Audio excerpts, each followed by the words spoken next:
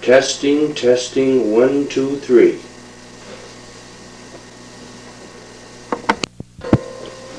Testing, testing, 1, 2, 3.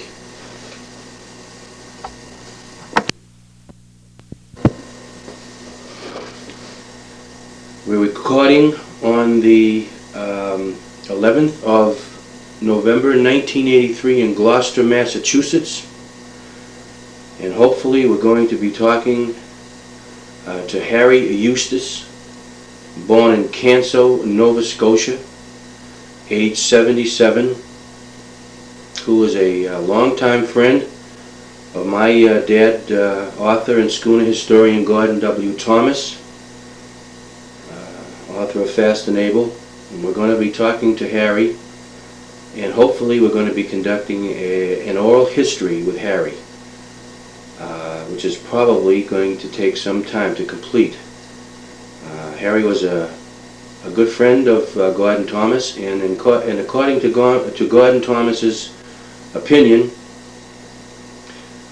his expert opinion, I should say, Harry possesses a very, very keen and unique memory, a very sharp memory, a very accurate memory concerning the Gloucester schooners and the Gloucestermen, that special breed of men who sailed the schooners. And we're going to be talking to Harry about some of his remembrances concerning the Gloucester schooners. Harry's one of the very few crew members remaining, crew members of the fast schooner, the International Fishermen's Races entrant for the Gertrude Thibault. So we're going to be starting this off now, and Harry, I'm going to ask you the first question, and that question is, would you please tell me where you were born and what was the date? Now, where were you born in Nova Scotia?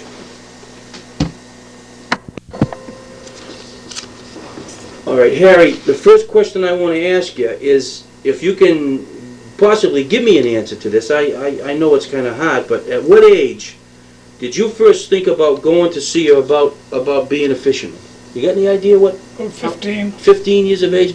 That's funny because that's the same age that Alphonse Bushy told me that he thought about being a fisherman.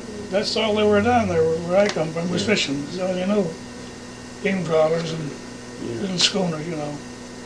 So you thought about going to sea, but now how did you get your first sight down here? There was a vessel coming Canso, the Catherine. Archie McLeod's Catherine.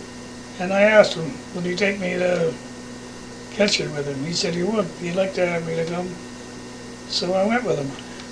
That was 1923. I was 17. I wasn't quite 17. Okay, so you actually thought about going to sea for a couple of years, and then when you were 17, Yeah. you went up and asked Archie. Now, did you know Archie?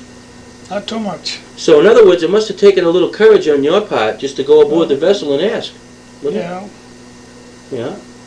Now, did you tell me, I think I could be wrong about this, but you went on the Ray and Dio, were you? On the what? On the Ray and Dio. On the round her, Yeah, you I was were. on her, yeah. How old were you when you were on?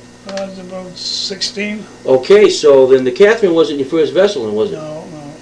She was the first vessel, but The first Gloucesterman. first Gloucester vessel I was in, yeah. Okay, I see. Now, when you were on the Ray and Dio, now they called her the training ship, didn't they? That's what all the kids used to go to. Did you know Alphonse Bushy when you Yeah. was? Is that you mean you Yeah. guys, you two fished together on here? No, I know him. He was on it before I was. I was on her 1923 in the spring. Yeah. 23. Now how long were you on her? How long was I on her? On the Ray and Dio? Oh, A year or let's so? say, no. 6 or 8 months, probably. Yeah. Who was the skipper? Man by the name of Magnuson. Magnuson. Magnuson. That's right. Magnuson. Yeah, he come from Faroe Isles. That's right. That's right. Half of the gang was Faroe Islanders. Oh, were they really? Yeah. Now, was she a good vessel insofar as fishing? One of the best. She was one of the Yeah, best. she was built in Grimsby. Now, how many crew did she carry? About 20 odd men? About 16, 18, like that. 18? Yeah. Okay. Now, in those days when you were on the Ray and Dio, approximately, I know this is a hard question to ask, what would your average fare be after a trip? You mean the wages? Well, I was on wages. Oh, you were on wages. Oh yeah, I was getting $1.25 a day. $1.25 a day. And it was a long day, from 4 in the morning to late in the night, 8 in the evening, 8 to 9, like that. So when you went aboard her, you must have been the catchy then. I was the catchy. Oh, you were the Yeah, catchy. yeah. Now, can you tell me this, and this is very important. What in the hell does a catchy do from dawn until dusk? Does he do everything? You'd get up at 4 o'clock, Yeah. and down there, you used to have a watch, you know, it'd be day and night you were fishing, you never stopped. You'd have breakfast at 5 o'clock in the morning. I used to have to peel a bucket of potatoes, get everything all ready, get the table set and everything. That's why I had to get before 4 o'clock. The cook didn't get up till 4:30. Oh my God, oh my God. And, Well, who woke you up to watch? Oh yeah, there was always a watch. And after breakfast, I'd have to clean up pots and pans and the dishes and get ready for dinner again.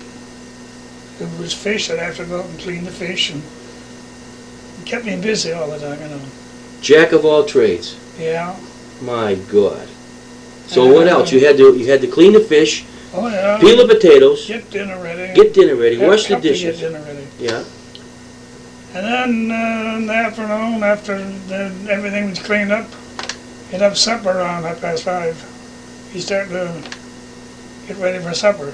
The cook used to play poker all the afternoon. Did he? I was with you. And old Harry was washing he was supposed to wash the pots and pans. What was the cook's name? You remember? Bill Horton. Bill Horton. Was he a pretty good guy? Yeah, he wasn't a bad fellow. I mean, he didn't treat you rough or anything, did he? Oh no, no. Oh, that's no, good. No. I was supposed to wash the pots and pans, but come to find out, I was washing everything. He was playing poker. Him and the captain and the wires operator and the fireman, you know, not the fireman, the engineers rather.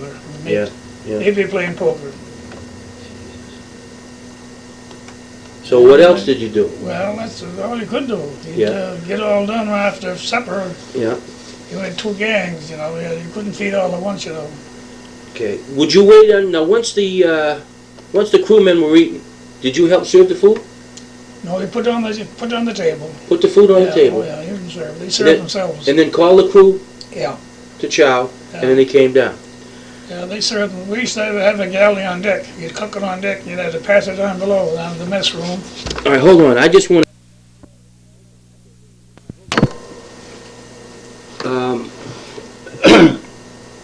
Now, when you say there was 2 crews, 2 gangs. I'm sorry, 2 gangs. One would be out fishing. One would be, they'd be at when we had a watch. When there wasn't too much fish, you'd have a watch. When you had a lot of fish, there'd be no watch. Everybody would be on deck. You couldn't feed them all at once, you know. You had 2 gangs of us. Okay. The engineers and the engineers and the mate, the 2 mates and the engineer and the skipper used to eat at the cabin they used to go. It was a beautiful place. Was it really? Yeah, it was, yeah. That was the cabin. They used to eat a little bit better than the crew. Mm. I'd have to say that, but they did, you know. They'd get a little bit better food than the gang, you know, and the firemen and all, you know. So most of your duties really were non-fishing duties. They were mostly with the cook. Oh, yeah. Yeah, Okay. yeah. Now, how long were you a catchy on her? About 6 months there. Okay, you were 6 months. Now, from when you what did you do when you started being a catchy? Did you more or less graduate, so to speak? Did And I what? Did you more or less graduate from being a catchy and then start fishing? Yeah, but I made 1 trip on deck. One trip on the Randior. Yeah, and then she tied up, and that's when I come up here. That's when I went on the Catherine. When the Catherine come in. Yeah, she tied up for the summer. Used to tie up for the summer, you know. There was no fish. They were cheap anyway, fish were. Okay. Now the Randior, as I've been told, was more or less sister ships, or a sister ship to the Triumph. They were similar, weren't they? No, she was much bigger than Oh, the she was Triumph. bigger than the Yeah, Triumph. she was a lovely boat. But they were both steam trawlers. Yeah. Were they steam? Oh, yeah. Steam trawlers. Yeah. Burn cold, you know. Okay. She was a beautiful boat. In Now- fact, her name was Rand, or that's in English. Three under. That's called Oh, someone told me. Golden Ray. Golden Ray, that's right. Now, what banks did you fish on mostly in the Oh, you went Reindeer? on Western Bank, Western Quirrell Bank. Bank. Quirrell? Yeah, Middle Ground, Cancer Bank. She was steel, wasn't she? Oh, yes. Steel. They were all steel. Now, Harry, while you were, when you were 15, 16 years of age and you were on the Reindeer, you must have heard a lot about the Gloucestermen, didn't you? Yeah, we used to see them all the time. You did. And, what was it mostly you heard? That they were a good bunch of guys? Oh, or? yeah, they were lovely men. They were lovely men. Yeah, we used to see them on the banks all the time. Yeah. Were they friendly? Oh, yeah. Yeah. Yeah, and then they used to come and cancel over ice and bait. They were nice guys, nice men. So, in the Port of Canso, in the early 1900s, you were born in 1906. Yeah, Okay, in the early 1900s, Canso was a pretty busy port, wasn't it? it was. Both Gloucestermen and Canadian vessels. They had all the Lunenburg fleet used to be in there for bait. Lunenburg? Lunenburg. Oh, I'm sorry. Lunenburg. Yeah. Okay. For bait and land their halibut. Because they were salt fishing, they'd get a lot of halibut, they'd come in and land them. Yeah. And a lot of Gloucester, man. That's where I met your grandfather first. You met my grandfather in Canso? Yeah, You did? yeah. How did you meet him, Harry? He used to tie up at the wharf, we used to go aboard and, he talked to us. Is that right? Was My he father knew him Was he very friendly? well. Oh, yeah. He was? My father knew him very well. My father fished at Gloucester. He did? Oh, for Your dad years. fished out of Gloucester? My father did that for years, yeah. Well, all right, I'm a little confused about something here. You came to Gloucester on the Catherine from Canso with your baggage. Yeah. How'd your father get down here? How did my father get to... Yeah, to Gloucester. Was he already down here? Oh, no. I don't know how he could have... Yeah. Okay. That was before I was born. He was single when he was up here. He wasn't even married. Okay. Now, when you went aboard the Catherine, did you just go, did you ask to see the skipper? Oh, yeah. I Okay. asked Captain Archie and he said, yeah, he'd take me. He I was- had to help the cook. I was had a lot of men. You had 24, we had 27 men. On the Catherine? Yeah. Geez, yeah, well, she was a big vessel. So I used to help the cook and do a lot of, do work on deck, Okay. So almost essentially you were would be like a catchy then too, wouldn't you? That's how I was, get you, On the Catherine. Oh, yeah. Now, when you say you took your baggage, when I said that you took your baggage, what exactly would your baggage consist of? My baggage was Yeah. just what I had on. No other belongings? Not too much. Is that right? Jeez. I had a few little stuff, not too much though. Yeah. Well, did you have any qualms? Did you have any feelings about leaving Canso? No, not then. Yeah. I was lonesome though afterwards Yeah. for a while, but it wore off. Yeah. Well, Harry, did you have any relatives in Gloucester when you came Oh, yeah. here? Was your father here down then? In Gloucester? Yeah. No, No, it was okay. again, so. All right. I was only supposed to come up for 3 or 4 months and go home again. Oh, okay. But You I were did just that. you were gonna make a trip on the Catherine Yeah, I was going to make a couple of trips and go home. and then go home. Yeah. But that never came to pass. No, my father wrote to me and told me to come home, but I wouldn't go home. Is that right? I stayed with my aunt in Boston then. Oh, for Medford. God's in Medford. So you did have some relatives then in Oh, yeah. Okay, so it wasn't like you were coming No, to I the wasn't- States and you didn't know a soul. Oh, no, it wasn't that. I had an uncle in Gloucester and I had an uncle in Boston, Okay, so I used to stay with them. all right. That trip down from Canso to Gloucester on the Catherine, is there anything whatsoever that stands out in your mind about that vessel on the way down? Was she was really a beautiful vessel, wasn't she? She was a lovely vessel, She yeah. was. No, I used to like to see her sail. Did she clip right along, Harry? Oh, yeah, it was fast. I remember one night Archie told me she made 11 miles an hour. We had the big four oars they got, made somewhere. Pretty respectable speed. And she went fast. She blew it off of her that night. Uh-huh. And he was going to take the sail in, and the gang started to squawk about we never get home. And being a Scotsman, he kind of riled him up a little bit. So he left the mainsail on her. Now, wait a minute now, that's not the night that you guys were getting home to the, you wanted to come home That's to the, That's right. For the, jeez. 1923 it was. It What- was the, forget now. Some kind of a celebration, something. I know, Anniversary. anniversary. Gloucester's Yeah. 250th anniversary, would it be? Could have been. I think No, so. I don't think it was that though. It was 1923 it was. That's when it was. Could have been. Yeah, that's when it was. So, they wanted to get home in time for the celebration. Yeah. And it breezed up, We used to have hard. and they wanted to put more sail on. No, the captain wanted to take the mainsail Oh, off. that's right, he wanted to take the mainsail off, okay. And they squawked it when somebody told him, I guess. And he hoisted the main. We did take the mainsail in, Yeah, and then he sung out for the hoist it again. He said he'd never take it off ever. he said the Lord would take it off. He said the Lord will take it off. Yeah. He pretty near did too. Her rail was a big under. Jesus, is that right? Yeah. Rail was under. She made 11 miles an hour towing a wheel. Now that's great. Of course, she was a good sailor. When she had no power, she was kind of on the best. And you were 17 then? Well, you must have Not been... quite 17. I would come up there in May, I Yeah. think it was. I'd be 17 in August. Well, Harry, you must have been excited as hell, weren't you? I mean, to be on that vessel and she's going along, plowing along pretty well? It must have been exciting, wasn't it? I'd like to watch her, but they wouldn't let me go on deck. They wouldn't let you go on deck? Not too much. 2 men at the wheel and the blowing air at the rail under. 2 men at the wheel. Well, then what was it like down below? She was hove right over, wasn't She was she? right over like that on her side, yeah. And you were in Yeah. your bunk, sitting around? Well, sitting on the rock and turning once in a while. Jeepers. Were you scared, Harry? No, No? no. I didn't know enough. I suppose you didn't. I suppose you didn't didn't. know. Oh, jeez. Well, the men were, they didn't care, 'cause they Yeah. knew what she could do. The skipper was there, he knew how much she could stand. Yeah. He wasn't going to lose that mainsail if he got out, but you know. Tell me, before you had gone aboard the Catherine, did Archie McLeod have a pretty good reputation as a skipper? Oh, the best. He did have a... Yeah, that's yeah, what I the heard. best. Uh-huh. They were all good skippers, all of them. Yeah. Strings and Yeah. Archie and your grandfather, Yeah, Wallace Spruce. Yeah. They were all, I was with almost all them fellas I know you were. when I come up here. And they were awful good men.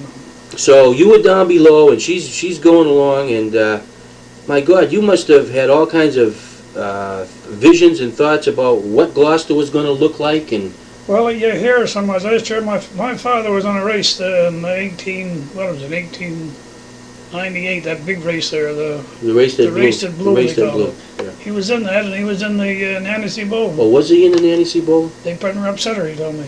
I used to hear him talk every Sunday, him and the old fellows home, they'd always come home and go our place, and they'd get in a room. We wasn't allowed in the room, but we used to get outside and listen to them. Yeah. And they were attacking her, and she was going to upset her, and that's all you heard. You mean they were reliving the race? Yeah, I know more about that race when I was a kid Is that right? than these people in Gloucester I bet you. because I heard every Sunday, I bet you. you know. And Yeah. she didn't win the race. She came in second. Her jibs were just about gone when they got in. They were, there were so much wind. But they wouldn't take nothing off. They swore they wouldn't take nothing off, and they didn't either. She was racing the, what was it? Harry L. Belden Harry and Bell. the Saul Jacobs, he was in the lead, and he went to drive her over and broke his main boom. Wow. That was off of Minus, I guess it was. Holy mackerel. And of course, I didn't know where Minus was then. It was just, and she was out then. Harry, how many miles was that course? That was a long course, wasn't it? I think it was 30 miles. 30 miles, I that's think so, right. yeah, back and forth. Yeah. That's right. Joseph Grove, she was there too. I just want to go in a different direction right now. I want to just get away from the Catherine for a bit. Can you tell me what vessels your father was in, other than the Two or three. the He Nancy was in a Bowl? vessel was lost. They were hauled down, the Maggie Wells. Maggie I Wells. got that story in the desk there. Not the Helen G. Wells. No, the Maggie Wells. Maggie Wells. Yeah. The sea hit her and cleaned her off, took the cabin, they took everything off her. And But they didn't lose it. No, there was a steamer going to pick him off, and they launched a lifeboat aboard the steamer. She was a Holland, come from Holland. And when they launched the lifeboat, they started a row for the picket men off. The sea hit her and upset her and drowned the men. There was all drowned but one man. So they were going to launch another lifeboat. Yeah. And they blew so hard then that they didn't. Mm-hmm. The captain told them not to do it. The captain of the vessel told them to. That's the vessel your father was on? Yeah. Okay. And then they did it. He stood by him for a while, and it started to snow. And they lost sight of us, so they kept on going. They get for lost. They said they're lost anyway. Jesus. The next night, the next afternoon, I guess it was, yeah, a vessel called the Magnolia was going home. Schooner? Yeah. And he'd seen the vessel there, and he picked the gang up. So there was no one lost. Good God. But Except for the aboard lifeboat steamer, crew. there was 6 men aboard the steamer. Oh, Jesus. I have the story in the desk of your father, what the story meant. Is that right? Yeah. Okay, now what was the other vessel your father was on? Oh, Nanny C. Boland. Nanny C. Boland, and that one there, though. Yeah. Maggie Wells. Yeah. Was there another one? I forget now. Yeah. Harry, how did he die, by the way? What? He, Old age? well, no. He was only 76 when he died. He might have been too old then. Yeah. He had a hemorrhage. He did? Like a cerebral hemorrhage? Yeah, yeah. And his name was what? Robert Richard Eustis. Robert Richard Eustis. He was 8 years old and 9 years old when he left the island. Was he born in the old country? Oh, yeah. He was. You don't know what county? Yeah. Family Carlo. Carlo. Carlo, yeah. Spell it. C-A-R-L-O-W. C-A-R-L-O-W. Little place called Tullo. Tullo, they go. We used to call it Tullo, but the real name is Tullo, I guess. Well, Harry, when you were born in Canso, in Irishtown, obviously everyone in Irishtown must have been of Irish descent, huh? Most of them. What were they, O'Briens and Kellys Yeah, and... Flaherty's. Flaherty's yeah, and- McNeil's, McNairys, they were all Irish descent. Uh-huh. That's why they call it Irishtown. Harry, when the Lunenburgers came into Canso, did they get along good with everybody? Some, Yeah. some did, and there was, some didn't. Yeah. They were a little bit different than the Gloucester fellows. Oh, I gotta stop this for a minute, because I gotta tell you something.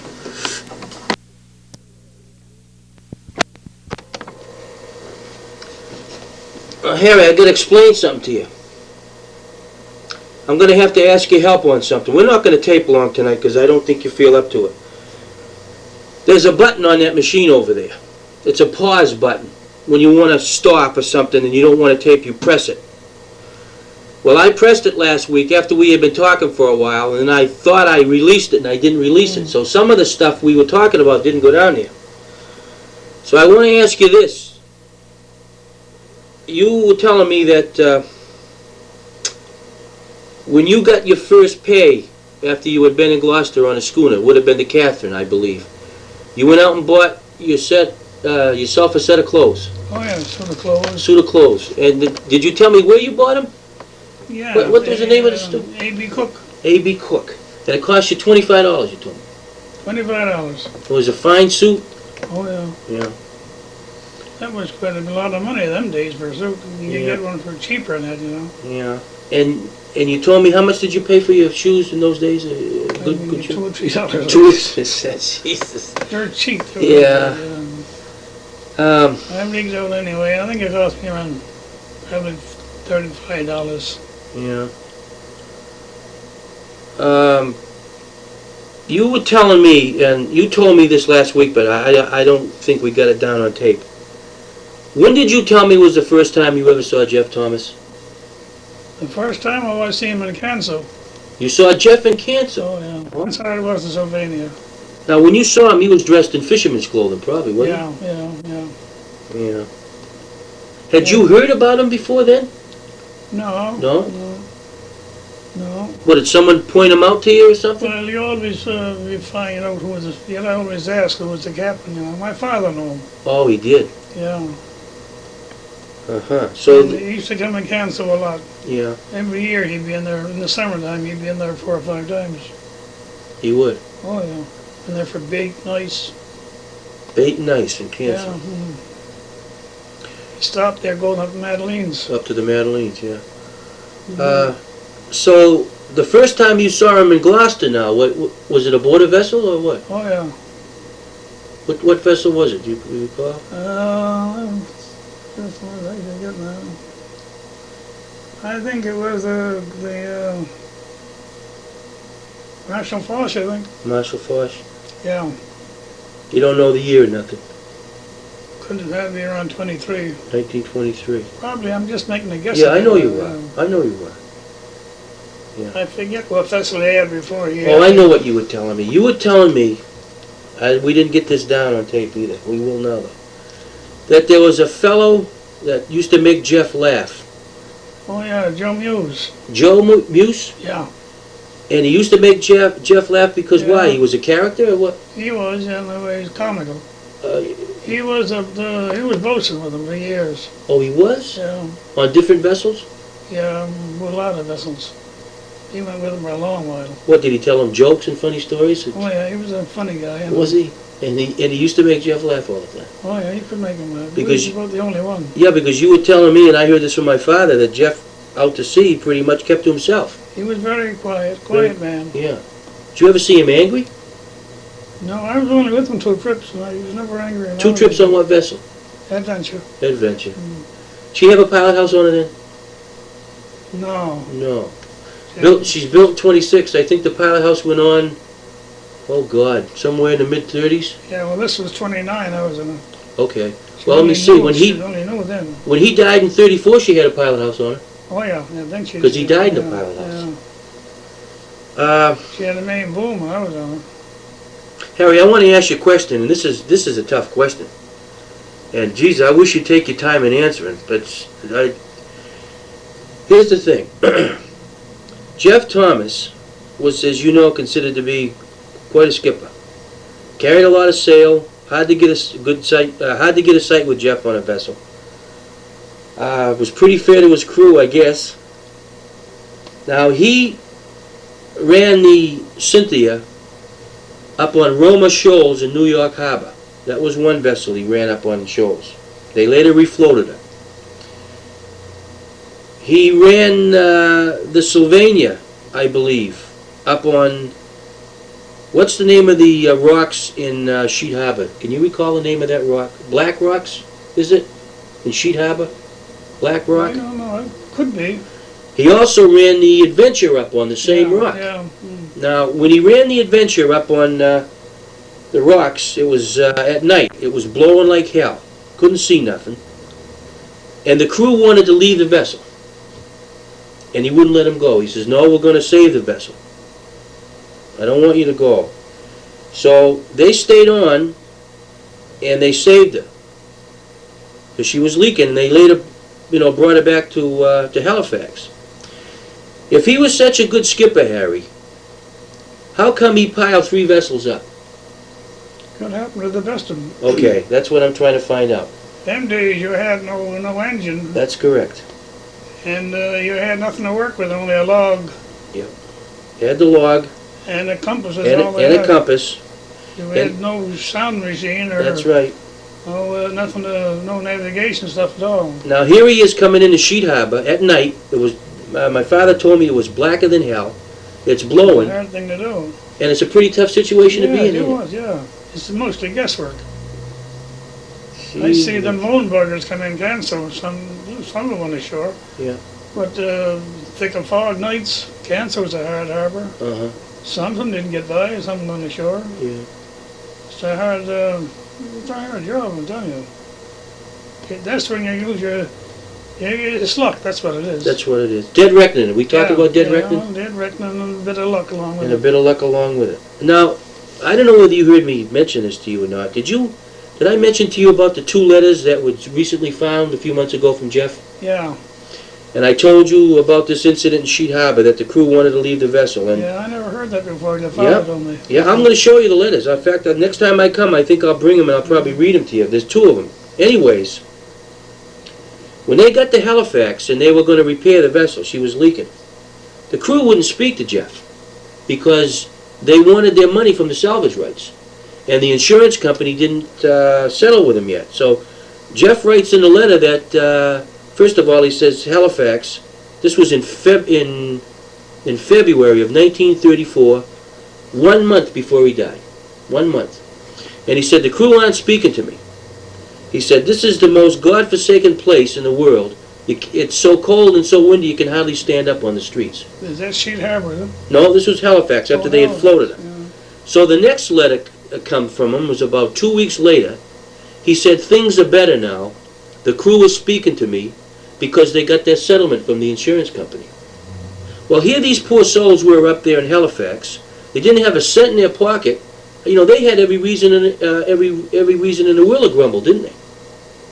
Yeah, but it wasn't the skipper's fault. No, it wasn't Jeff's fault. But he couldn't pay him off. No, he didn't have the money.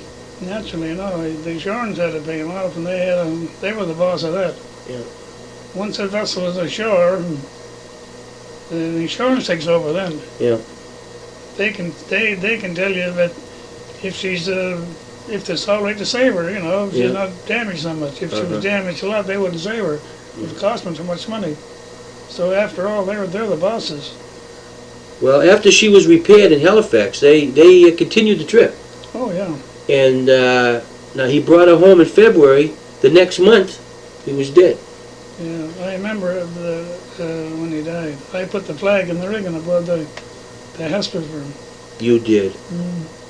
Oh my God! You put the flag in the rigging. Yeah. Now, what do you mean? You mean you put it on the masthead? American flag, yeah. Half mast. Half mast? All the vessels you do. For Jeff when he died, or when any skipper died? Any skipper you do go that way. Oh, for God's sakes! That must have been quite We went in Shelburne. What's that? We went in Shelburne. It was breezing up, blowing. So we went in Shelburne. We put the flag in the rigging room. You know, they're all half-mast flags there. Well, how did you hear he was dead in Shelburne? Or you knew before you left, or what? Oh yeah, we spoke the Coast Guard boat, the Aris. Aris. Yeah, or the Arlo, one of them, I forget now. Yeah. And they told us that he had died. That Jeff had died. Yeah. Them days there was no telephones. Yeah, nothing, you know, nothing to get news on. Was this, now if I understand this right now, when he had died within a few days, you were out at sea. Oh yeah. And you spoke the Coast Guard vessel. Yeah. They told you Jeff was died, and then you went into Shelburne. Yeah, well, we didn't, we went into Shelburne, yeah. Yeah. Not on account of that, when on account of the weather, you know. Yeah. You know, you wouldn't on account of that. Yeah. Oh no, oh I understand that. So. It was a cold spell of weather, very cold. We all mixed up. Was there several vessels in Shelburne? She was full, yeah. Harbor was full in there. And were all the vessels flying the flags at half-mast? Yeah. Oh my God Almighty, what a sight. Was it pretty much of a sad thing to hear, I suppose, wasn't it? Well, yeah, everybody knew him, you know. Yeah. Diesel, in the, you know, Harry, from what my father told me though, when the Sheet Harbor incident here, when he was in Halifax, he was drinking pretty heavy. And when he got home, he was awful sick.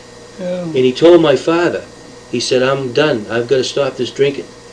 And the next month he was dead. I never knew he drank. Well, I didn't see him drinking, but when you know fishing, he never drank. No. I don't think there was too many skippers did they?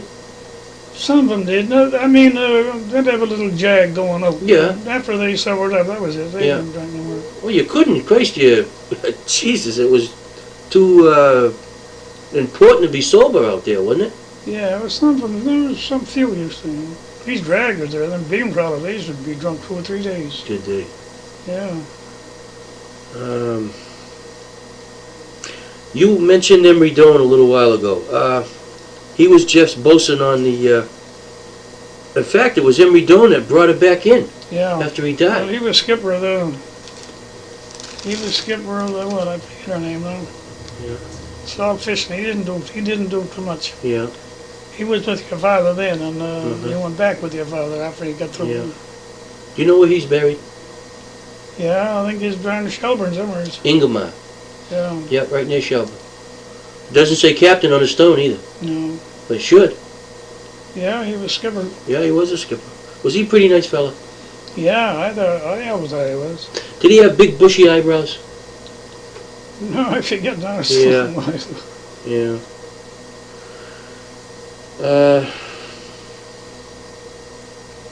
You know, we were talking about Felix Hogan the last time we were down here. The last time I was here. And you told me he was an awful nice man. He was one of the best. Yeah. Now, Pretty nice. now he was Irish. Yeah, Newfoundland Irish. Oh, Newfoundland Irish. I wonder if he Yeah. was born up there, Harry. He was Or born in the there, old country. No, he was born in the northern part of Newfoundland. Oh, he was. Yeah. And he had a thick tongue, didn't he? What? A thick tongue. I don't know. No. Captain Hogan? Didn't he have a big tongue for his mouth or something? Yes, I know him. He had, what, the Rama, wasn't it? Yeah, he had quite a lot of vessels. He had the Somerville. Somerville? He owned the Somerville. That's right.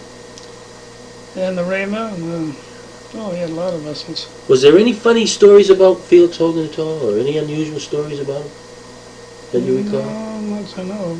He was funny anyway. Yeah. You were telling me, what was the vessel that you went on after the Catherine? The Geoffrey. That's right. She was a plumb stemmer. Yeah, pretty vessel. Yeah. Now, who was her skipper? Wallace Bruce. Oh, Wallace Bruce. He was a good skipper, wasn't he?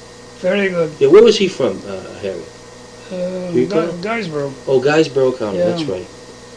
Was he a big man or average Yeah, man? he's tall.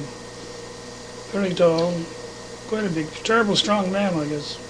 He was a strong man. Yeah, in the younger days. Uh-huh. Now, you weren't on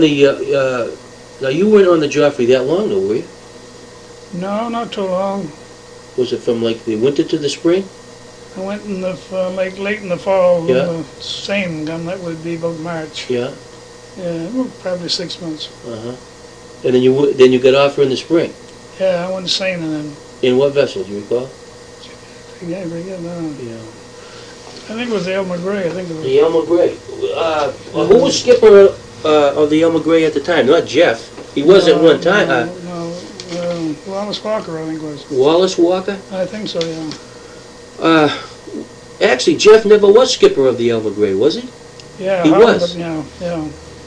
Never seen, I don't think, though.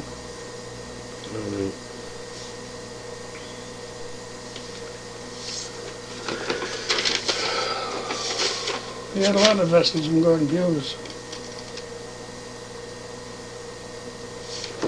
Okay, I want to stop this for a minute. Harry, I know we discussed this the last time, but I just want to get into it again a little bit.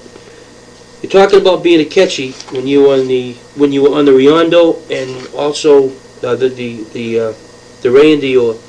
The what? The Ray and Dior. That was on her. The training ship. The Riondo. Oh, the Randor. Yeah, Oh. okay. Oh, how do you call it? I call it the Ray and Dior. Pretty close. Pretty close enough. And also when you was on the Catherine, you was a catchy for a while too. Yeah. And you told me about working for the cook, being up at 4 in the morning, peeling a lot of potatoes, setting the tables, calling the crew to chow. Was there anything else that you did when you were a catchy that would be different than working in the kitchen? Didn't you help when the dories come alongside? You mean there were no dories on Randor? No, but on the Catherine. Oh, on the Catherine, yeah, sure. Now, what is it exactly that you helped with the dories when they came alongside? Well, you'd catch the trawls for them, and you'd hold the painters. Hold the painters? Well, Jesus, that must have been pretty tough to do when that vessel was moving in the sea. She No? wasn't moving. She was stopped when they were picking up the dories. Oh, all right. No, that wasn't nothing to that. Yeah, And it helped out all you could, you know. yeah. Would you ever help with the upkeep of the vessel? No, I didn't know too much about that. No painting, no scraping, no... Oh, no, you didn't do that. You didn't do none of that? No, Okay, no. You done that when she was ashore, when she was on the railways. yeah. And you told me that to keep the eggs fresh, you kept them on the ice, wasn't it? The eggs fresh? Didn't they put them in the ice or something? No. You had a nice chest. What's that? Eggs, you're talking Eggs, yeah. No. You had a nice chest. I mean, Oh, a nice chest. Very nice, yeah. All right, okay. It didn't take too much fresh meat. Well, no, enough for 2 weeks probably, or 10 days like Yeah. that.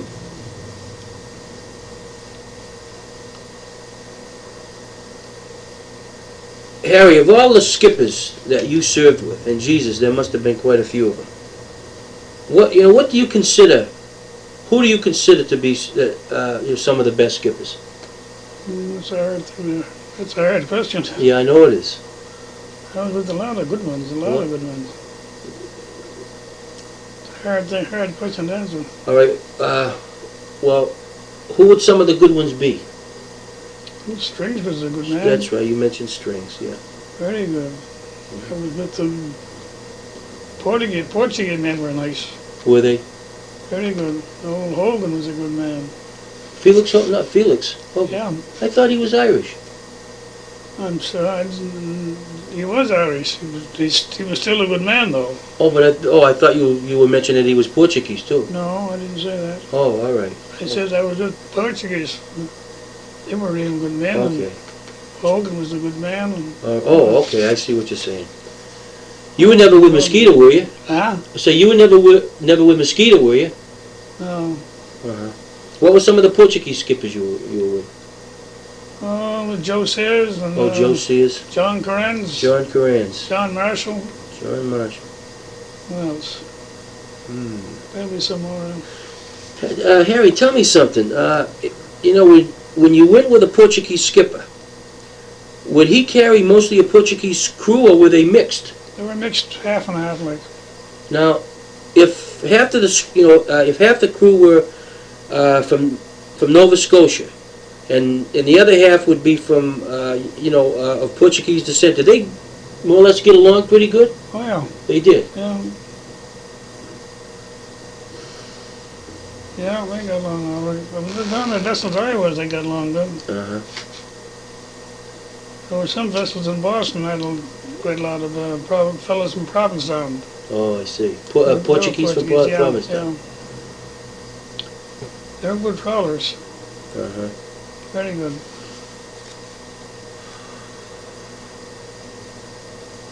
I've heard tell that Charlie Downey was Felix Hogan's bosun. He used to go with him. Yeah. Yeah. Now, you told me, we were talking about some of the duties of a bosun was mostly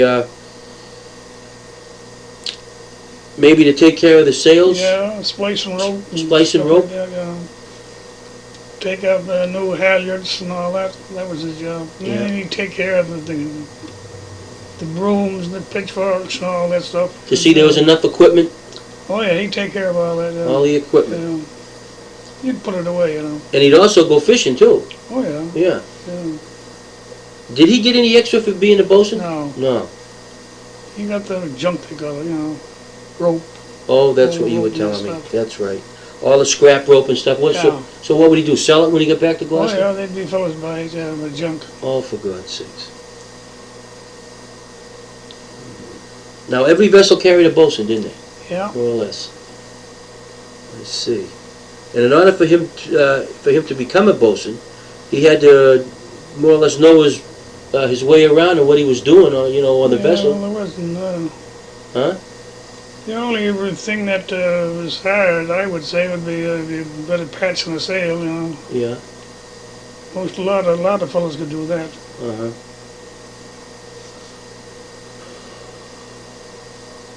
Harry, you were telling my dad and I one time about a close call you had in the pilot house, where a sea come up and hit the pilot house, and the water come down inside the pilot house. You thought you were going to be drowned. That was on the Hesperus. On the Hesperus. Aside from that close call right there, and all your time out at sea, did you ever have any other close calls in a vessel? Not too much. What about in the dory? No, never got upset. You never got upset, No. but you knew guys who did. Oh yeah. Yeah, shipmates with a lot of them. You never went astray, you never got upset. No, I was very lucky. Yeah, Jesus, it sounds like you were. Very lucky. How about that? I was open some days and there was a lot of doors you got upset. But Really? Just luck, that's all. Well, the reason why they got upset, obviously because of the rough water, but also because they were full of fish. Well, no, sometimes if you were late, you could get upset. You'd be better off to have it, To have a load. not the load, no. No. Half load, you know. Yeah. Enough for ballast, keep making her heavy. I see. So you could get upset when you were empty, too. Oh, yeah. Son of a Empty gun. be the worst. So late. Uh-huh. Jeepers creepers. They're good little sailboats, but you have to know how to handle them. Yeah. Well, now, you learned to row in Cancel Harbor when you was a young kid, didn't you? Yeah, I could row when I was 6 years old. Jeez, is that right? Well, I lived right on the harbor. Yeah. Single dories, double dories? No, they had just one dory, single dories, I guess. Now, were they built up in Cancel? No. Where? Oh, I don't know. Could have been a Lunenburg dory? Yeah, it could have been anywhere. Or a Gloucester dory? Yeah, I see. They had everything there, but rolled flats, they saw them. Did you ever have any of your shipmates that were upset in the dory? Yeah, Kelly was one of them. Yeah, that's right, Kelly was upset. Yeah, I got. I think it was from the Hesperus, wasn't it? Yeah, Yeah. I was shipmates with three or four in the Hesperus. That were upset. Yeah, And they all made it back okay. yeah, They're lucky men, weren't they? yeah, very lucky. And I was shipmates with 2 or 3 in the T-boat. Is that right? Lloyd Campbell was one of them. Oh my Lord, what happened to him? A vessel hit him, run him down. Oh Jesus. How about that? Did the dory go under? Oh yeah, smashed the door. Yeah. Oh my Lord. And he survived? Yeah, the two of them. It was a cold day too. Oh, Month of January. is that right? Month of January. How in the hell did they survive it? Well, they weren't in there long enough, probably. They were, They're a little oil. yeah, before they got them out. The fish, the fish froze when we just take them off the hooks. Holy. Start them off the hook, 5 minutes they'd be froze. That's how cold it was. Well, they must have got those men on.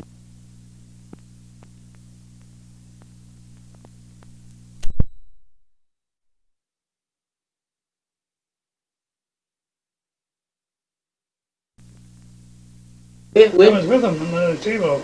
In the what year would that be? You got any idea? 30? What, 32 like that? 32? And a squall, and what, a squall come up? A squall. We were opening the door home drawing when we could see it was going to blow. Squall of snow. Snow was about 10 minutes and blow. You couldn't hold the oars in your hands, it blows so hard. Ivan Conrad was there. Oh my He tell you about it. You mean he wasn't in the door, he saw it though. Huh? Ivan wasn't in the door, he saw it. He was in the door. He was in the door. Yeah. And it was all over. He had 12 doors out. So, Jesus, the wind must have been blowing around, what, 40, 45, 50? Yes, and then some. And then some. And you Sometimes, couldn't even row. No. Wow. Come up so quick. It come up so quick and then didn't have time to get rough. Oh, my Lord. It had been very smooth, you know. That's Yeah. when it hit. If it hadn't been any sea, there we'd have been gone. So how in the hell did you guys get back to the vessel? Well, they got back somewhere. Oh, my Lord. And I was in the Hesperus when the same thing happened. The foresail blew off. The foresail blew off the Hesperus. It's a good thing it did. Yeah, that's the worst thing in the world, them squalls, you know. That's how when Silver there lost all my men. The Clara Silver. Clara Silver? That's what happened. How many men did she lose? Quite a few, wasn't it? 14, I guess. Jesus. There was 35, 40 men lost that day from Portland. You mean they were all lost out in the dories? Yeah, yeah. Oh, Single dories. God. And you couldn't see those squalls coming. I mean, they come so fast. Come so fast. My Lord. And then vessels all had sails on them, you know. Uh-huh. And we didn't have too much sail on the table, just a foresail and we had bang sail, you know. Yeah. And she had big sails too. The Tebow did, yeah. She laid right down the rail of water. Is that right? Mm-hmm. You mean the force of the wind just Yeah. turned her over a little bit on the side? She lay down with the rail of water. Oh, my Lord. I thought that was going to be our last, but we got aboard.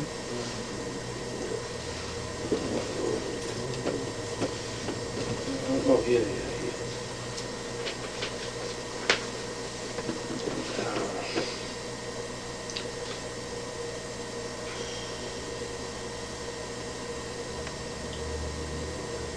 Harry, when you were out to sea fishing, can you what tragedy happened in a vessel that you can recall that more or less upset everybody, or everyone heard about it, or everyone thought about it? Was there a certain tragedy that happened that You mean on the vessel we were in? well, not necessarily that happened on the vessel, but a tragedy that happened to another vessel that I think I was in the Geoffrey when the Rex was run down. Okay. I think that was the worst of it. run down by the Tuscania. Yeah. How many men they lose in that? 20, 14, 18? 15 or 16, 15 to 16. Yeah. And Jesus, all the flags in Gloucester were flying half-mast, weren't they? I don't know, we wasn't in Gloucester. We spoke a vessel, and vessel totals of it was 1926, I think it was. What was the vessel you spoke? You don't know? No, I forget now. She was a sailor anyway. Jesus. We were coming home, and I think we were sailing. I think we were sailing. I was sailing, yeah. And we were coming in. We spoke to sailor. And they told you about it? Yeah.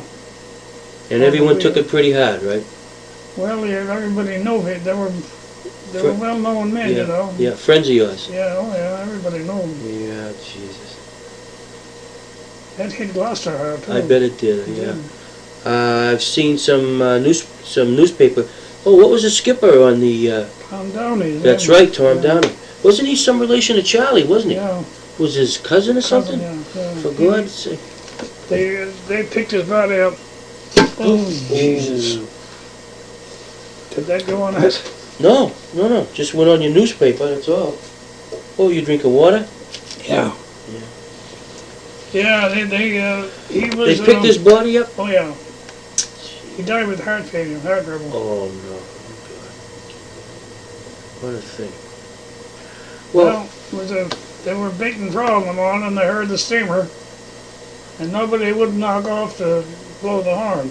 Oh, Jesus. When you bait a trawl, you bait a trawl. Everybody was trying to beat the other one. Yeah. Regardless of what happened, you would never stop. And they heard the whistle in the distance? Yeah. Nobody wouldn't stop to start the blow whistle? the horn. Yeah. First thing they seen was the fog and wango. Cut her in two. I was a young boy, about 12 years old. Yeah. He was a catcher. That's right. He was the catcher. Skipper's was a cook's boy. Oh, you don't know what his cook's name was? Yeah, I know his name. I think it was, what the hell was his name? French name? Or? No, it's in that. Yeah, I know it's in the book, yeah. I know the cook. Yeah. Son of a gun. I know all the gang. You knew all the gang? Yeah. Jesus Christ. Yeah. So actually, when you fellas were out in fog, you were always thinking about getting run down, weren't you? Yeah, I was a threat all the time. Oh, yeah. When it was clear, you wouldn't see a steamer. No. As soon as it got foggy, you'd see him everywhere. Well, Harry, when you used to be in your bunk at night, sleeping, and it was foggy, could you guys get right to sleep, or did you worry about being run down at night? You probably did, didn't you? I know, I never. You never I did? don't know what the rest of them did, no. Yeah. No, I went to sleep all night. You did? Sure. Yeah. Oh, you should go. Yeah. To watch it all. We always had to watch. Yeah. They'd call you. Well, when you guys hit the sack at night, you were pretty damn tired, weren't you? Yeah. You want me to get you another glass of water? No, I got it. I was in the Henry Ford one time, coming home, and we had fish off of Shelburne, fish hard, too. Yeah. I was very young, I was. I might have been around 18, probably. 19, like 18, probably. Yeah. And it was in the morning, about 3 o'clock in the morning, I guess. Yeah. They heard the steamer, and I heard the steamer myself. And the watch came down, and go, there's a steamer up here, you better get up. They all got up. I seen them going up. I could have got up, I wonder. Yeah. I You was so tired. I was so tired that I says, it don't make much difference anyway. And I stayed in my bunk. Did you? And it was a close call, and the man come down. He was an old man, he was, an old skipper. He said, young fellow, I'm going to tell you something. Uh-oh. If you want to live, And if you don't, well, I'm not sure, up to you, but Yeah. if you want to live, when you hear one of them steamers on the horn blown, you want to get up. Is that what he told me? Yeah. Remember that, is it? Jesus. If you want to live, if you don't, well, not sure. Oh my God. After that, I always didn't get up. Oh, oh. A lot of fellas wouldn't get up, Well, Harry, tell me something. Can you know, what did that freighter's horn sound like? Coming out of, I say, what did the freighter's horn sound? Was it whoop or what did it? Oh, you never ever sound like it. I mean, it wasn't like a lighthouse horn. Yeah, like a It lighthouse was? horn, yeah. Jesus Christ. You know, that was trouble when you heard that. I bet you. My Lord. That was big trouble, too. Big trouble. Tell me, when you were in Shelburne, you used to go in Shelburne quite a bit, didn't you? Yeah, in the wintertime, yeah. And you told me you liked Shelburne. Yeah, I liked it. I guess we all did, because we well, the storm and everything. Don't we say any part in the storm? Yeah, that's right. Tell me, did you ever have occasion to go to the dances in Shelburne? Yeah, when you were young. Yeah, were they with the dance all the time. pretty nice times? Oh, yeah, yeah. They have a fiddler. Yeah, Did they sell pies? yeah. They did sometimes sell in the pies. box party. I- Money was scarce. We didn't have too much money. Money was scarce. I met a man this summer, Harry, in September. He's 90. Oh God, I think he's around 94 or 95. His name is Loxley Crowe, Crowe, Yeah. and he was a carpenter by trade in Shelburne all his life. And he was telling me about the dances and about the sight of that harbor with all those masts and all those vessels. Yeah, he would know. He'd be that age. Yeah, Well, they used to be full. Then there used to be another fleet of vessels down at Sand Point. Sandy Point, that's right. Yeah, Yeah. that's before you get up to Shelburne. Yeah, I know where Sandy Point Light is. I've been down there. Yeah. It's a beautiful He never light. used to hold string. He'd never go up to Shelburne. He'd always anchor. He'd always anchor Oh, at yeah, Sandy he didn't Point. like the harbor anyway. He didn't. No. No. We've been to Forcel one time, a brand new Forcel. And we were walking by, he looked at he said, "There's your Forcel this winter, there's your harbor this winter." Is that right? The Forcel was the harbor. Well, why was it he didn't like to go into the harbor? The crew'd get in Yeah. trouble or something, or maybe? Just felt that way, I guess. There was a lot of them. Frank Watson and fellows, they never owned in too much. They didn't. No, they'd rather jog out. Because that harbor was 13, 14 miles long. Oh, it was a beautiful harbor. I know it. We never used to run too much. Well, tell me, let's say that your vessel was anchored at Sandy Point. Now, if there was a dance in the harbor, I mean, way down in the harbor, how would you get there? Would you have to row? Oh, you'd go to Sand Point and walk up. Oh, I see. Mile and a half, 2 miles. Oh, all right. Okay. Yeah, All right. And the people were friendly there? pretty friendly. Yeah.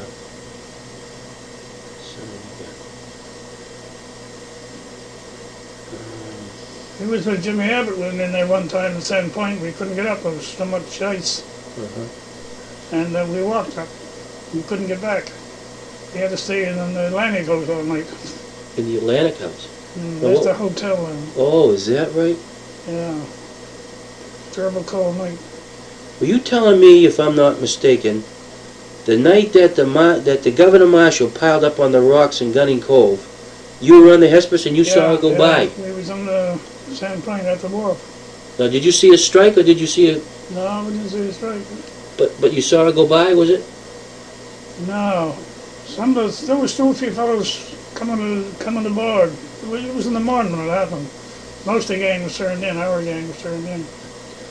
But there was a couple of fellows just coming aboard. Yeah. The skipper left word be aboard a daylight. And when they were walking down, they seen her. See her when she hit? That was a shame. That was Yeah. a nice vessel. Yeah, she had 2 engines in it, didn't she? Yeah. She was a lovely vessel, that was. Yeah. She had 60,000 fish aboard. Let me see now. Gloucester Dietrich. Gus the Bear, they told. Yeah. He was skipper that night, wasn't he? Yeah. And they all got off. Oh, yeah, we're like 5 right in the harbor. Yeah. Nothing heard of them. Yeah. They lost all the fish in the vessel. Mm. They were only going to fish that day and they were going home. Uh-huh. I'm gonna ask you one more question for tonight, if I can come up with one here. Okay. Jesus, this is a tough one, though. I'm gonna skip that question and go on to it next week. Harry, can you recall, what were the names of some of the cooks aboard the vessels you were on? You already mentioned a couple.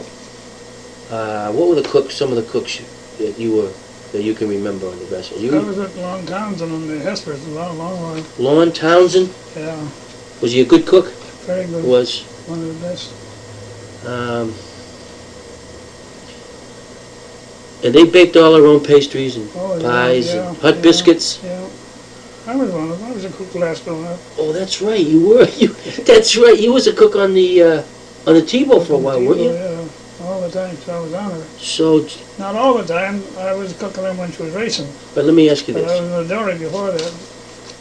who would be the cook that you would say really taught you your trade, that you learned a lot from? From Townsend. From Townsend. Yeah.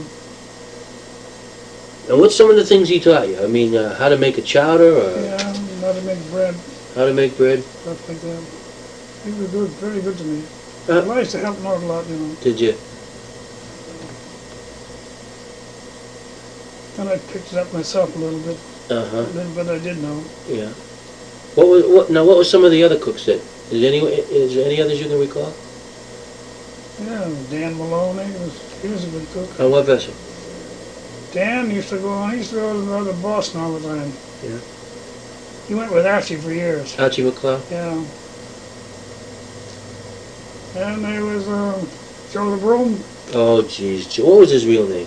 Joe Wheeler. That's right, Joe Wheeler. That's right. And he was always using the broom everywhere?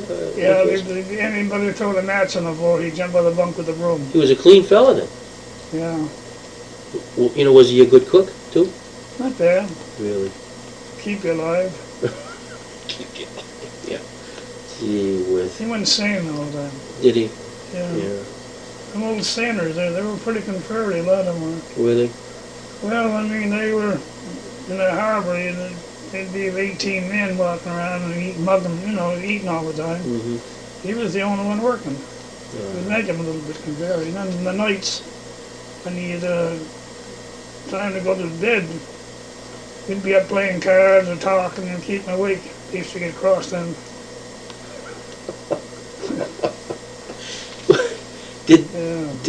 Now tell me something. Before, when you were playing cards, you were out to sea, just about time to go to bed, did most of the crew ask for snacks and things? Oh, yeah. Now, what would some of the snacks be that you'd have? Oh, what was left over for supper. Like a sandwich? Yeah. Oh, yeah. What was left over to have for supper, he'd put that out for you to eat and later on, Yeah. There was always something, bread and cold meats, coffee, tea, whatever you wanted. Any sweets? Oh, yeah. Uh-huh. Yeah. Did you like a snack for you used to turn in? No, not too much. No? No. I see them real old fellas get up in the mornings, early in the morning, 4 o'clock. They take that old black tea out of the pots. Yeah. It's just like tar. Oh, God. They take an old piece of fat meat, Yeah. salt horse piece ago, Yeah. piece of bread, and that was their breakfast. Oh, God. That wasn't the breakfast, but that was their breakfast. Yeah. They'd eat breakfast about an hour after that, Uh-huh. or they could eat. Did you ever go on a vessel with Mayo, Mr. Mayo, the cook? Oh, yeah. Yeah, you knew him, didn't you? Yeah. Was he a good cook, Harry? Was all right, yeah. He was, huh? He was with it on the table when they were up in New York. That's right. For the fair? Yeah. For the World's Fair? No, No? up in Well, that was New in York. Chicago. We were advertising fish. Oh, advertising Yeah, I fish. got his picture there somewhere. Yeah. You might have seen it probably. Uh-huh. He weighed 350 pounds. He I guess. did weigh that much, Harry. I guess he did, yeah. Half a big man. And then there was another fellow they used to call him, was it Sauerbread Gus? Sour bread, yes. No, it wasn't Sauerbread Gus, yeah. Yeah, why? Because he used to make a lot of He sour said he bread? used to make sauerbread. Is that right? Jesus. He had names for those. Yeah. Another one was straight back silent. Yeah, straight back sign. Right straight. He was like a ramrod, wasn't Yeah. he? Yeah. So, They used to have names on them. yeah. Barefoot Brown. Yeah. He used to go with bare feet all the time. Uh-huh. Okay. Oh, God. You got your head got a bad back. No, it's that chair. Yeah. Yeah.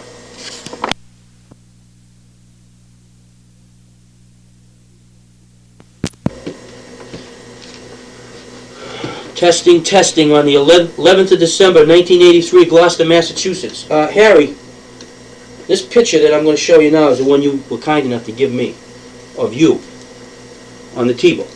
Okay? Now, what year was that, Harry? 1930? 32, coming up the Cape Cod Canal, wasn't it? Yes, we're in there. We're tied up there. Oh, you were tied up? What was the reason you were tied up? We had tied up at land the young kid. We got a young kid aboard. We Yeah. jumped aboard and we had landed there. Oh, he was getting off? Oh yeah, take him off, take him ashore, yeah. Oh, who was it?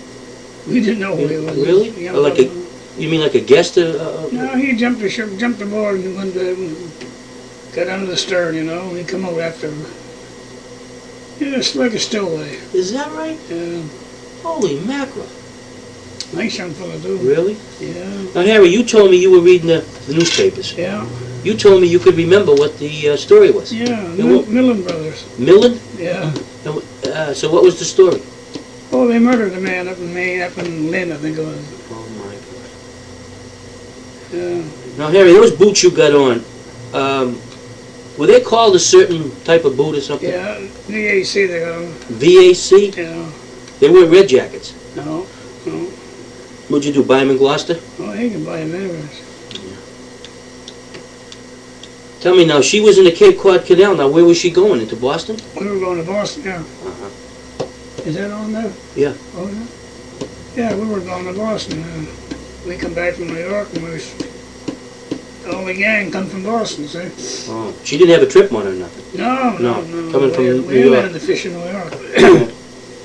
But we went up there to take their clothes up, and we brought it back to Gloucester again. Well, Harry, you know, it must have been kind of tricky coming up that canal. There's a strong current there, isn't there? Yeah, we had a pilot. Well, wait a minute, she had engines in her anyway, didn't she? She had engines. She had engines in her We anyway. had a pilot. That's right. Harry, here's what I got a couple of questions I want to ask you. I don't know. I hope it's not too difficult on you. I wanted to ask you, when did you first meet my father, Gordon Thomas? Was it in the fish market? Yeah, It wasn't Andrew McGrath, was it? it was on Washington Street. I forget where it was. It was either John Wright's or Andrew McGrath's. I wouldn't know that. What, did you just go in and make his acquaintance? No, I went in and buy some fish. Mm-hmm. But he didn't know who you were? He didn't know me, I didn't know him. Yeah. There was a vessel, happened to be a picture of a vessel on the wall, and I said it was a pretty vessel. There was a Flora Oliver, I was in her Was at it the time. Flora Oliver? Flora M. Oliver. He asked me, he said, you was in her? And I said, yeah. He said, you must be a fisherman. I said, yeah, for 20 years I was one. So that's how I got acquainted. That's how you got acquainted. You don't know what year that was, do you? 40s? No, of course, no. Must have been the mid-40s, I bet you.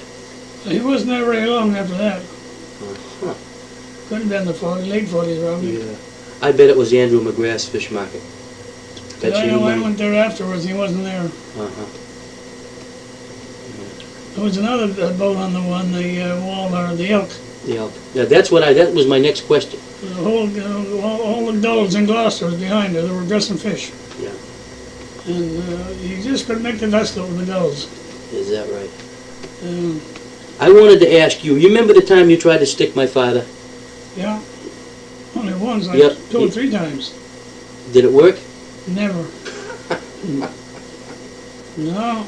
You mean you asked him a question about a vessel? What was it? No, I even put the name, changed the names on them. I think it was the elk. I changed the name on the elk to the Ingomar. He said, you're wrong there. I said, no, look, there's the name on her. He didn't see the name because I had the name underneath. Looks to me like the Elmer Gray. What does it do? Is that right? Yeah, you couldn't fool 'em. Oh, you couldn't stick them. Well, if I had known it myself, like, because I see the stage is different, you know. The jib stage used to come way up forward on the older vessels. The younger vessels, they'd be aft a little bit, you know. So that's how he knew it anyway. So then you knew by then that he pretty much knew what he was talking about. Oh yeah. Yeah. Yeah.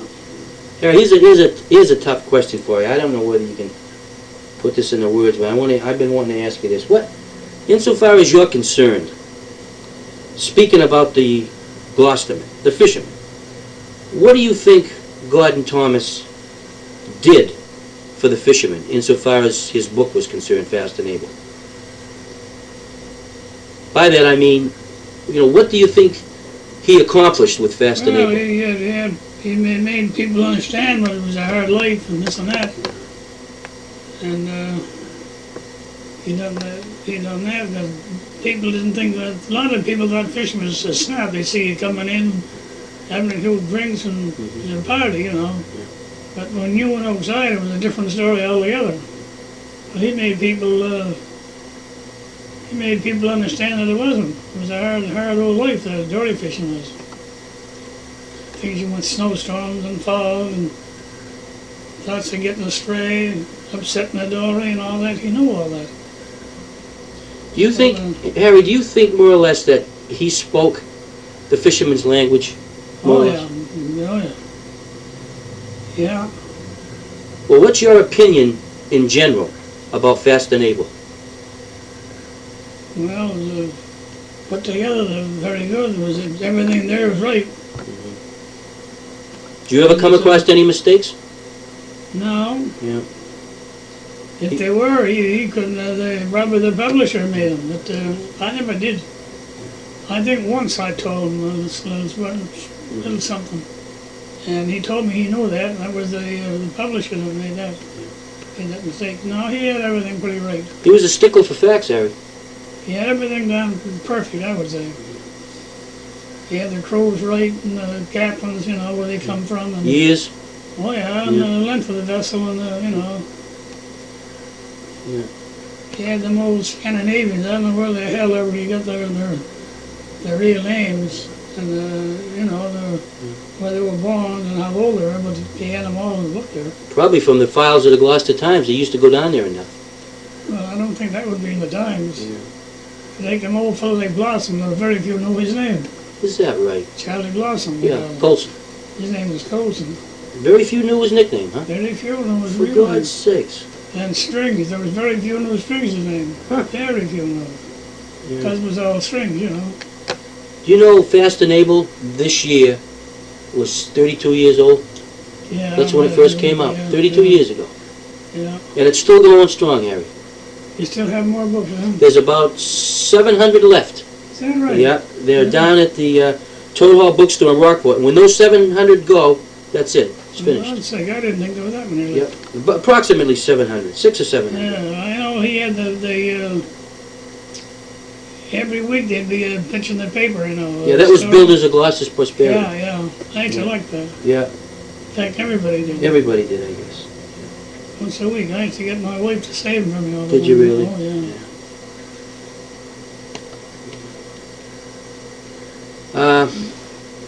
Hold on. Jesus.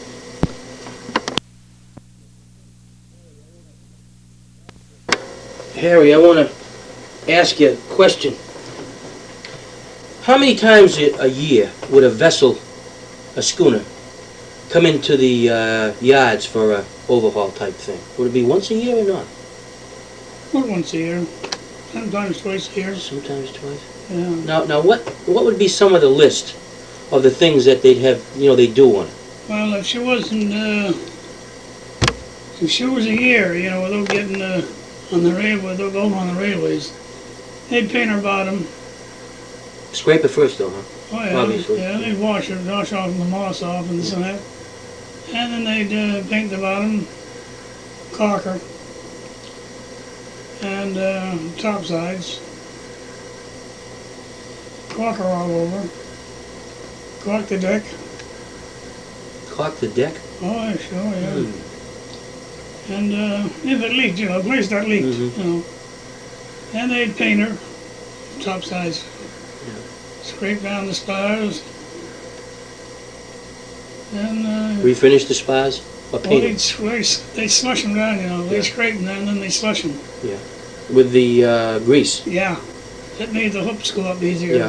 Off Yeah. the I think you told me one time, I think, they used to, I think even the cooks used to save the Slush grease, down. slush and stuff. Yeah, that's what they used to call it, slush. Yeah. So he wouldn't throw away his, Yeah. Is, Well, they used to have a barrel years ago. They I was did. never shipping to one. that right. He'd have a special barrel that they'd keep it in? Yeah. Pork scraps and... The old timers, the real old timer, they used to save the cook's pants. Save the cook's pants? They're all full of slush. Is that right? That's years ago. I never Yeah. did see that. Yeah. They had so much stuff there, them old fellows, they tell you everything. Well, now tell me something, Harry. A vessel, let's say a Gloucester schooner now, she'd never go in the yards in Nova Scotia, would she? She'd No. it'd be in Gloucester, obviously. No. The only- Not unless you had to. Yeah, unless it was an emergency, then she'd have to go. Yeah, Now, the Adventurers on the ways a couple of times. Yeah, she was. She was in Halifax. She was Yeah, on the when ways you went too. to Port Hawkesbury. That's right. If you had her, though, you know. How long would a yard period take, Harry? Week? 2 weeks? No. Not that Well, long? probably a week. About a week? Yeah. Yeah. They take the time out, you know. Now, what yards would the vessels go up on? There must have been quite a few in those days. In Gloucester, you Yeah. mean? I think there was 3. 3? One in Yeah, Rocky there's Neck, two couple in Rocky Neck? 2 on Duncan Street here, and I think there was 1 in Rocky Neck. Yeah, what were they called? You remember the names of them? Burnham and Thomas. Burnham and Thomas? Burnham and Thomas, Geez, they've been around a long time, then, haven't they? yeah. I don't know the one in Rocky Neck, I forget Yeah. that. Yeah. Just the Rocky Neck Railways, I think. it Rocky Neck Railways. Uh-huh. Was there anything, when she was in for a yard period, would there be anything special done to her on the inside? was. Well, sometimes they paint them inside, yeah. Uh-huh. That was quite a job. Yeah. Would take everything out, all the, you know, the mattresses and your cook's gear, all that stuff, that all had to come out. Uh-huh. These Portuguese fellas, they used to always, every year they'd paint the outside, inside. Did they really? They kept their vessels they clean. kept their vessels good, boy, didn't they? did they ever. Yeah. Harry, tell me something. On a Portuguese vessel, did they usually carry like a religious, any religious artifacts? Statues or little, No, I never seen them. yeah, They did though, some of them did. Oh, yeah. Carry a little altar. a little altar? Yeah, I never seen. I was in the Mary Sayers for quite a while. Yeah. I never seen nothing there. No altars. Who was the skipper when you were on the Joe Maine? Sayers. Oh yeah, Joe Sears. I was with them quite a while. Yeah. She was one of the best vessels in Gloucester. Was she really? Clean. Used to take good care of her, you know. They paint them every 6 months for her. What became of her here? She was burned up down the Western Bank. Western Bank. You mean while she was fishing? Hmm? Out to sea while Oh, she was yeah, out? yeah, yeah. Any loss of life?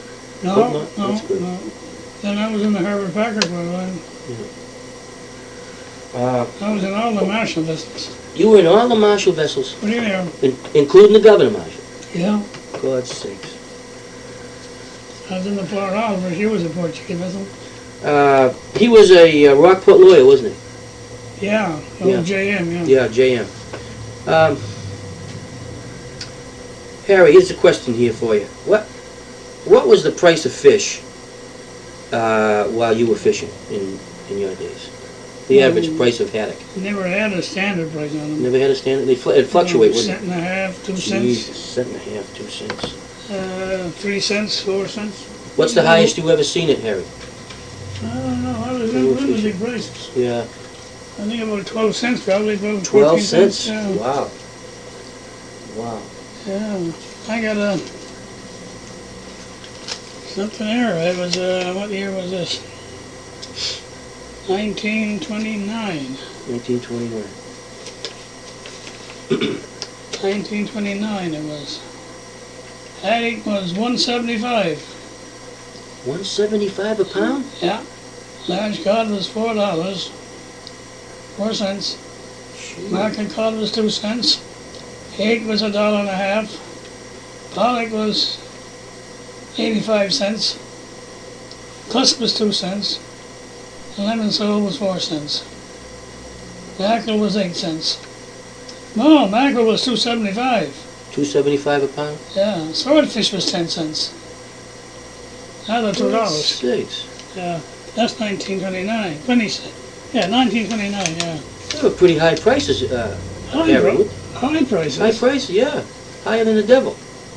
1929, would they? I mean, don't you think it was high in those days or not? No, I think $1.75 A pound. a pound. Yeah, $1.75 a pound. Yeah. That's a cent and 3/4 a pound. That's for 100 pounds, that is. Oh, that's for 100 pounds. Yeah. Oh, okay. That's a That's cent what a I was pound, trying yeah. to figure out in my mind. No, that's a cent and 3/4. Oh, okay. All right. And I thought you were saying $1.75 a no, pound. that's hundredweight. 100 pounds of fish. Yeah. Oh, all right. Okay. Swordfish was 9 cents a pound. There's a lot of boats in this day. If you get them into the air, there must be 35 or 40. Harry, let me ask you something. Speaking of the price of fish, in your mind, can you remember what you? Well, first of all, you remember when my father had the fish market, John Wright's Fish Market Yeah. on Washington Street? Yeah. Were you ever in the back room? No, You never were. No. You had quite a cutting room there, Harry. no, I never was in the Yeah. There was a big room with stainless steel sinks and a concrete floor. And I remember every time I was in there was either a big, huge halibut that he was cutting up, or a big swordfish he was cutting up. Yeah. Always had in the window, the showcase window. What a window he had in that store. He had fresh smelts, butterfish. He'd have eels from time to time. Usually Italians would bring them in. Was that on Washington Street? Yeah. Haddock, fillet of sole. He had steamers.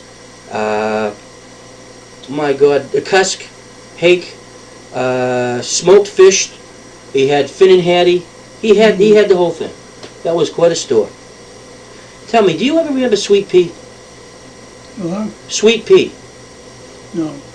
Have you ever heard tell of him? Oh, I heard tell him, yeah. I haven't seen him for years. I heard Oh, I tell have. him, I was yeah. thinking of him the other night. Isn't that funny? Yeah, he's down in Bedford. You think he's still living? Could be. Not too old. He was the only black lumper in Gloucester, wasn't he? I don't think Oh, there he was was a fisherman. He was a fisherman. Sure, he was never a lumper. Geez, he used to come in my father's store selling fish. Maybe steal him. Oh, yeah, I suppose. Yeah. Sweet Pea, I remember him well. I think he was from the south somewhere. Way down south. Yeah, way down south. Yeah. Yeah, he's down in Bedford. Harry, can you tell me something?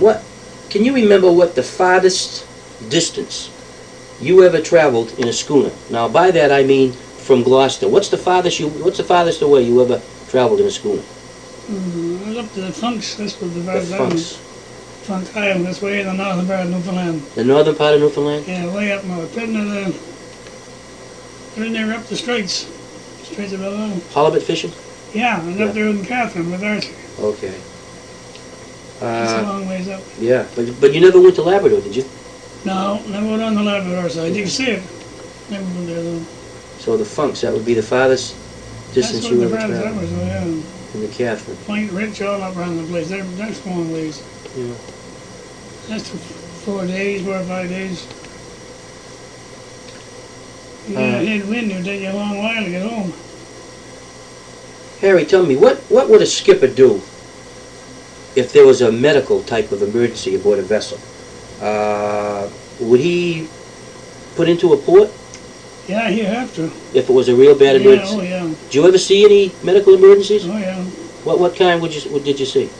Oh, I see fellas cut up, Yeah. And I see a fellow gonna die with pneumonia. He had an awful job getting. He died. He had did an awful die. job getting him in. He must have had a temperature, Harry. But no one knew. Oh, Yeah, I know he did because I used to feel him. He was burning up. oh boy. What was his name? Do you remember? No, I forget his name. Only a young man. Oh, is that right? I was shipmates with another man died going in the land and he died. He did. We went to Sable Island looking for a doctor. Would there be one There on was no Sable doctor there. Island? No, there was no doctor there. No, oh my lord. We stayed there for a couple of hours. No place to anchor on Sable Island, is it? We rode ashore on You the rode dory. in? Rode in on the dory? It was right flat calm when It we left was. the vessel. We had a hard job to get on that island. You did. The swells, you know. You had no one to go in. What vessel was it, Harry? That was the, let me see, the Bay State. Bay State. And what was the type of emergency you had? Well, what killed him was appendix. It busted. Must We have were been. putting ice on him, and he used Yeah. to pain him terrible. And Yes, we'd it's change over the hot stuff, and the pain would go away. Well, we were killing him, and we didn't know it. That's what the nurse told us there. Really? So we went aboard, and we put ice packs on him, and he didn't live. It must have busted because he died right away. You mean there was a nurse on Sable Island? Yeah, No kid. yeah, And she advised you to use ice? yeah. Yeah, that's right. But the hot packs were no good. No, No. He must have been a sick guy, Harry. Really yeah, he awful suffered sick. terrible. He must have. Must have been an excruciating pain. There was nothing there to give him. Oh, that's too I bad. don't think there was an aspirin tablet to give him. Is that right? He had nothing. Well, they had little stuff in the medicine chest. Yeah. Like castor oil and iodine and stuff like that, you know. But nothing to kill pain. So, the two medical emergencies that you remember were the crew member with appendicitis and the Yeah. guy with pneumonia, and they Yeah. both died.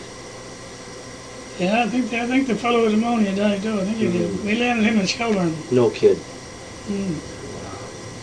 Did she tie right up? Now, what vessel was that now with the That was in what pneumonia? was that way? I think it was in Tebow. There you go. Tebow? Could have been, yeah. Son of a gun. Did she tie right up in town? She must have tied right up in We're at town. the wharf. Yeah. Now, Now, what wharf? You remember the name of that wharf? Oh, no. Wasn't Thorben's, was it? Uh-huh. Wasn't Thorben's, was it? No, this was up in Shelburne. Oh, The Harvards are down in San Point. that's right. Thorben's was down at Sandy Point. And they took him up to Atlantic Coast and they had a doctor there. There was 3 men sick that landed in vessels that year when he was in there. Is that right? There was 2 men off the Natalie Hammond. Oh, my Lord. One fellow died. He did.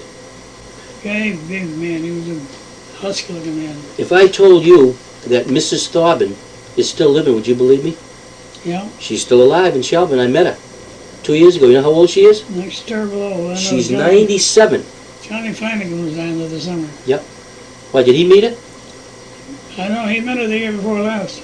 She's an awful nice lady, too, Harry. Yeah. Awful nice lady. Yeah. A lot of Thorbens up there. Oh, yeah. Thorbens all over the place. They were good to the Gloucester people.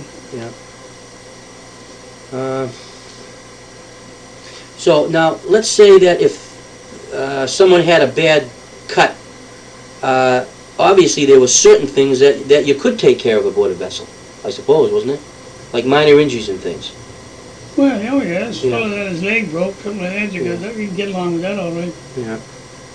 There was a fellow there, Jack Hanrahan, who's dead now. He was in the Pilgrim when a sea hit her and he knocked him in the windlass, broke his leg. Oh, God. The cook set his leg for him, and they made him an old crutch with a broom handle or something. Splintered it. And he survived. He stayed there. There were 3 weeks, and No. he always walked lame, but it wasn't a good job. So the cook set his leg. Yeah, Oh, jeez. Jack of all trades. yeah. Almighty. You don't remember what cook it was, do you? No, I don't. Yeah. I think it was Tom Oliver. I think it was. Tom I Oliver? think it was. I ain't sure. Was he from Gloucester? Oh, no, he must have been Nova Scotia. Nova Scotia. Yeah. Yeah, you don't remember where from. Well, I should. He was my godfather. Was he your godfather? Tom Oliver was your godfather? I'm from Cancel. He came from Kansas. Son of a gun. How about that?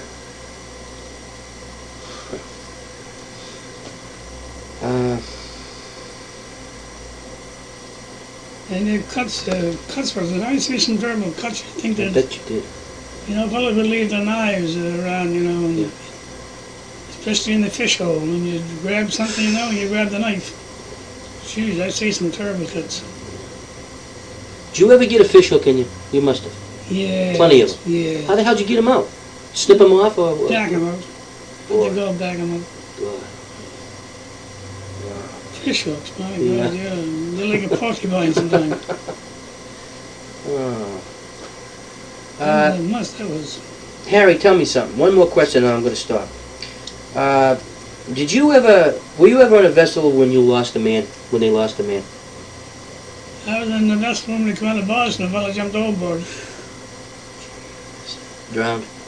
Oh, yeah. Oh, God. But you were never on a vessel that a man was, No. went astray, or, No, yeah. I was very lucky. Yeah, you told me you were lucky, yeah. Yes, you I mean, were. lots of life and that stuff. I never got smashed up, but Yeah. I got hauled down 2 or 3 times and I got shipwrecked. Yeah, I know you did. I wasn't very lucky in that end of it, but Yeah. I mean, getting broke up, I never did get broke up. Harry, what vessel were you hauled down in? Louise B. Marshall was one of them. And Pretty bad storm? Yeah, terrible storm. The Ruth and Margaret. Hauled down. Broke 9 sanctions off of that vessel. Took the pilot house, Oh, God. took 10 dories, broke the forward boom, broke everything. Oh, my. So there's nothing left. What year was that? You recall approximately what year that might have been? It was about 1936, 37. Yeah. Louise Marshall? No, that was the Ruth and Margaret. I'm sorry, the Ruth and Margaret. Louise Marshall was before that. Who was the skipper on the Ruth and Margaret? Mike Clark. Mike Clark. What a storm that must have been. Oh, were you scared? You must have been. Well, I wasn't sometimes. Yeah, Sometimes I wasn't. yeah. Well, you must have thought you weren't going to make it there for a while. It would take quite a while to sink him. She was opened up, but we had to do a lot of pumping.